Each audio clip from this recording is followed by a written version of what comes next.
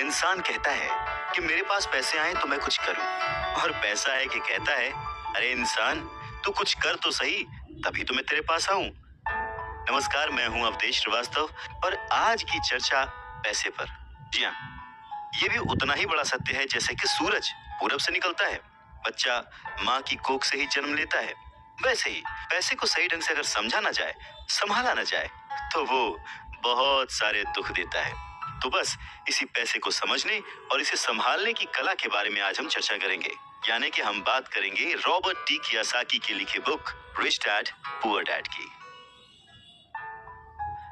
इस किताब के इंट्रोडक्शन में मैं कुछ और बात कहूं, उससे पहले मुझे डॉक्टर एड कोकेन की एक बात याद आती है। लिखते हैं कि रिच डैड पुअर डैड अमीरी का शॉर्टकट नहीं बताती, ये सिखाती है कि आप पैसे की समझ कैसे विकसित करें, किस तरह से अपने पैसे की जिम्मेदारी निभाएं और उसके बाद किस तरह से अमीर बने। तो चलिए शुरू करते हैं। दोस्तों, जब भी बात जिम्मेदारी की आती है तो नाम याद आता है उस शख्स का जिसने जिंदगी में कितनी भी ठोकरें खाई हो, कितना भी दुखी रहा हो, पर हमारे हिस्से के गम लिए और अपने हिस्से की खुशी हमें दे दी। पिता। जेब खाली हो फिर भी मैंने उन्हें मना करते नहीं देखा। जेब खाली हो फिर भी मैंने उन्हें मना करते नहीं देखा। अरे मैंने अपने पिता से ज्यादा अमीर इस दुनिया में कोई इंसान नहीं देखा। रॉबर्ट टी कियोसाकी ने उसी पिता को ध्यान में रखते हुए, उन्हें main character of the story बनाते हुए हमें लाइफ के आज की लाइफ के सबसे इम्पोर्टेंट लेसन को पढ़ाने की कोशिश की है, विच इज पैसा। जी हाँ, हम बचपन से लेकर जवानी तक सिर्फ मार्क्स के पीछे भागते रहते हैं। हमारा जो एजुकेशन का पैटर्न है, पढ़ाई का तरीका है, हम बचपन से सिर्फ यही सुनते आए हैं कि पढ़ो पढ़ो पढ़ो और पढ़ो, और एक लेवल तक पहुंचने के बाद, एक एज तक पहुंचने के बाद डिसाइड करो कि अब क्या करना है। रॉबर्ट टी कियोसाकी इसी बात को बहुत ही खूबसूरती से एड्रेस करते हैं कि हमें पैसे को एक सब्जेक्ट की तरह बचपन से ही क्लासेस में पढ़ाना चाहिए। अगर आज पढ़ाई का मतलब, जिंदगी में सफल होने का मतलब ज्यादा पैसे कमाने से है, तो क्यों ना उस पैसे को सही ढंग से मैनेज करने का गुण हमें बचपन से मिले। स्कूल्स 6 घंटे के 8 घंटे के होते हैं, पर बाकी जो वक्त है वो घर पे बीतता है। तो कहीं ना कहीं स्कूल हो या घर हो, बच्चे को बचपन से ही पैसे की अहमियत, उसकी इम्पोर्टेंस, उसकी मैनेजमेंट के बारे में अगर पढ़ाया जाए तो इसमें कोई भी गलत बात नहीं है। मुझे लगता है कि ये बात कहीं ना कहीं मिसिंग थी। शायद कई सालों से ये जद्दोजहद है कि इसे शुरू किया जाए, इसे समझाया जाए। बहुत सारी फिल्में बनी हैं इस पर, लेकिन आज भी हम मार्क्स और मार्क्स के पीछे ही भागते हैं। अगर हमें पैसे को सही ढंग से मैनेज करने की कला आ जाए, अगर हमारी समझ डेवलप हो जाए, तो मुझे लगता है कि जो आजकल के बच्चे हैं वो बड़े जब होंगे तो वो खुश रहेंगे। इंसान को कंप्लीट करने के लिए उसका परिवार, उसके अपने, उसके दोस्त, उसका रहन सहन सब बहुत जरूरी होता है। ये तो नहीं कह सकते कि पैसा ही सब कुछ है, पर हाँ, सब कुछ पाने के लिए पैसा जरूरी है।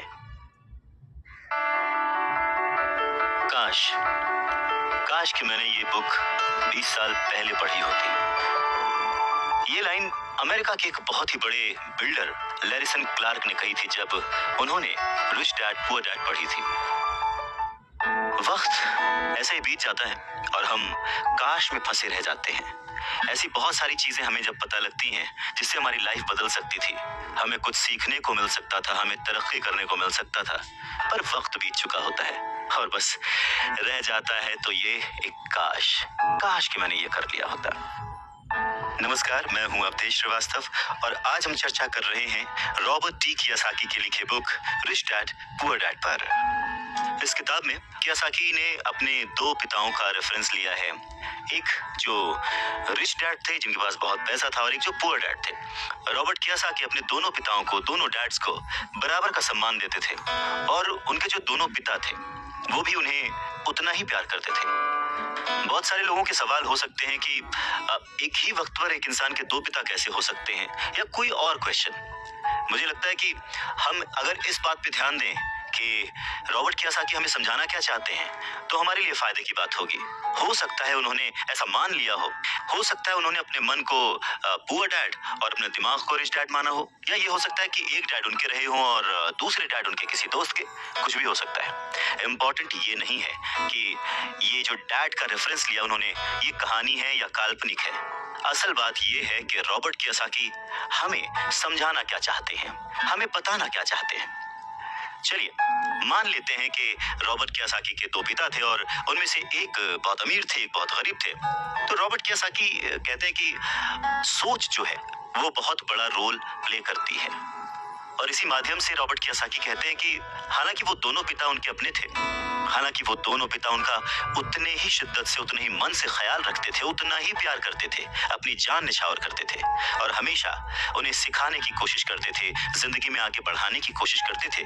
पर ऐसा क्यों था कि उनके एक पिता अमीर थे और एक पिता गरीब? सारा खेल सोच का है, सारा खेल नजरिए का है। नजरिया ही इंसान को तरक्की दिला सकता है और नजरिया ही इंसान के जीवन की नाव डुबा सकता है। तो ये हमारे ऊपर है कि हम किस रंग के चश्मे को पहनकर कैसा मौसम देखते हैं। किसी शायर ने क्या खूब कहा है कि जैसा दर्द हो वैसा मंजर होता है, अरे मौसम तो इंसान के अंदर होता है, और उसी अंदर के मौसम को हमेशा बनाए रखने, अपने आप को पॉजिटिव रखते हुए, अपना नजरिया सकारात्मक रखते हुए अगर हम आगे सोचें तो कुछ अच्छा तो जरूर होगा।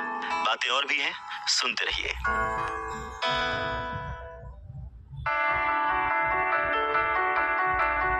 गरीब और मध्यम वर्गीय लोग पैसे के लिए काम करते हैं, पर जो अमीर होता है उसका पैसा उसके लिए काम करता है।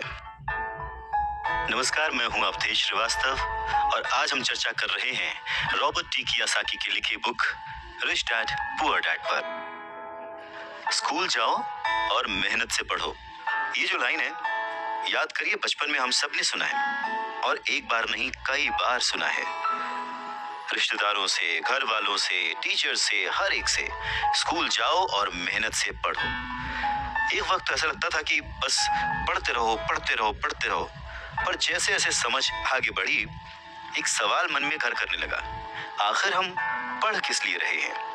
देखिए, स्कूल जाना और पढ़ाई करना ये बहुत ही अच्छी बात है, लेकिन अगर कोई काम किया जा रहा है तो वो किस वजह से किया जा रहा है ये जानना भी उतना ही जरूरी है। अपनी पढ़ाई पूरी करने के बाद हम सबसे पहले जॉब ही ढूंढते हैं ना, ये सोच करके जॉब मिलने पर हमारी सारी प्रॉब्लम्स दूर हो जाएंगी, पैसे मिल जाएंगे, हम घर बना लेंगे, गाड़ी खरीद लेंगे और जो भी जरूरतें हैं पैसे से जुड़ी हुई वो सब पूरी कर लेंगे। पर ऐसा होता नहीं है। बहुत सारे लोग अच्छी जॉब और बहुत ही अच्छी सैलरी होने के बावजूद खुश नहीं होते। वो अपनी जरूरतें पूरी नहीं कर पाते, बहुत ही मुश्किल से घर का खर्च चला पाते हैं, पर वो लगे रहते हैं इस उम्मीद में कि शायद अगले साल फिर से इंक्रीमेंट होगा, पैसे बढ़ेंगे और उन पैसों से हम अपनी जो जरूरतें हैं जो पूरी नहीं कर पाए हैं उन्हें पूरी कर लेंगे। और वो और ज्यादा मेहनत करते हैं प्रमोशन पाने के लिए। पर वक्त के साथ साथ हमारी जरूरतें और हमारा लालच बढ़ने लगता है। पहले तो पैसे के बिना रहने के डर से हम बहुत मेहनत करने लग जाते हैं, और उसके बाद जब हमें सैलरी मिलने लगती है तो हमें लालच और ज्यादा पाने की इच्छा जाग जाती है, और चूहे बिल्ली के इसी खेल में हमारी जिंदगी का भी एक पैटर्न बन जाता है। ज्यादा मेहनत करो, ज्यादा पैसे कमाओ, ज्यादा पैसे कमाओ, घर का खर्च चलाओ, पैसे खत्म, फिर ज्यादा मेहनत करो, और ये जो विशेष सर्कल है ये चलता रहता है, और इसी सर्कल में हम गोल गोल गोल गोल घूमते रहते हैं। अगर हमारे पास ज्यादा पैसे आ भी जाएं तो भी हमें इस विशेष सर्कल में घूमने की आदत पड़ जाती है। हमें डर और लालच पर काबू पाना सीखना बहुत जरूरी है, क्योंकि अगर हम अमीर बन भी गए तो इन आदतों की वजह से हम हमेशा डर के साए में रहेंगे और अपनी जिंदगी को एंजॉय नहीं कर पाएंगे। पहले के जमाने में शिक्षा एक जरिया थी लोगों की पर्सनैलिटी डेवलप करने का और आसपास के हर विषय में उन्हें जानकारी देने का। पर वक्त के साथ साथ पढ़ाई का लक्ष्य, उसका गोल बदल गया। पढ़ाई का मकसद रह गया बड़े होकर अपनी जीविका चलाना, ब्रेड एंड बटर कमाना, और इसमें कुछ गलत भी नहीं है। वक्त के साथ चीजें बदलना बहुत जरूरी है, क्योंकि जो चीज वक्त के साथ नहीं बदलती वो या तो हमारी खुशियां छीनती है या फिर समाज को बहुत ही पीछे ले जाती है। रॉबर्ट टी कियोसाकी ने इस बहुत ही अहम मुद्दे को यहाँ पर उठाया है अपनी book rich dad poor dad में। क्या खूब कहा है कि बचपन से ही अगर हम बच्चे को मनी को एज अ सब्जेक्ट बच्चों को पढ़ाना शुरू करें, उन्हें ये समझाना शुरू करें कि उसे कैसे मैनेज किया जाए, तो बड़े होने पर बच्चों की बहुत सारी प्रॉब्लम्स अपने आप ही सॉल्व हो जाएंगी। बच्चा खुद उन्हें सॉल्व करने की क्षमता रखेगा। पर कहीं ना कहीं रॉबर्ट टी कियोसाकी ने इस बात का पूरा ध्यान रखा है कि पैसे को रिश्तों के ऊपर न रखा जाए। तभी तो उन्होंने इस विषय को रिश्तों के माध्यम से ही समझाने की कोशिश की है। रॉबर्ट टी कियोसाकी के पहले जो डैडी थे वो हमेशा ये कहते थे कि मैं इसे कैसे खरीद सकता हूँ। वहीं जो उसके दूसरे डैडी थे वो कहते थे मैं इसे क्यों नहीं खरीद सकता हूँ। दोनों की सोच में अंतर था, दोनों के शब्दों में अंतर था। यानी कि जिसे हम जिंदगी में पाना चाहते हैं, जिसे संभालना चाहते हैं, जैसे कि पैसा, तो उसके बारे में अगर बचपन से जाना जाए तो क्या ये सही नहीं होगा? आज जिस तरह से पढ़ाई की जाती है, बच्चा ग्रेजुएट होकर सोचता है कि अब मैं कौन सी नौकरी करूंगा। क्या ये सही नहीं है कि थोड़ा और पहले से बच्चे को इस विषय के बारे में और अच्छे से और डीपली पढ़ाया जाए, समझाया जाए? ये तो वही बात हो गई, जाना था जापान, पहुंच गए चीन। यानी कमाना था पैसे, पर जब तक इसकी समझ आई तब तक बहुत देर हो चुकी थी। यानी कि हमें सबसे पहले ये समझने की जरूरत है कि हम खुद एक्सेप्ट करें कि हम इसे कैसे पा सकते हैं, इसे कैसे संभाल सकते हैं, और वही सही शिक्षा हम अपनी आने वाली पीढ़ी को भी दे सकते हैं।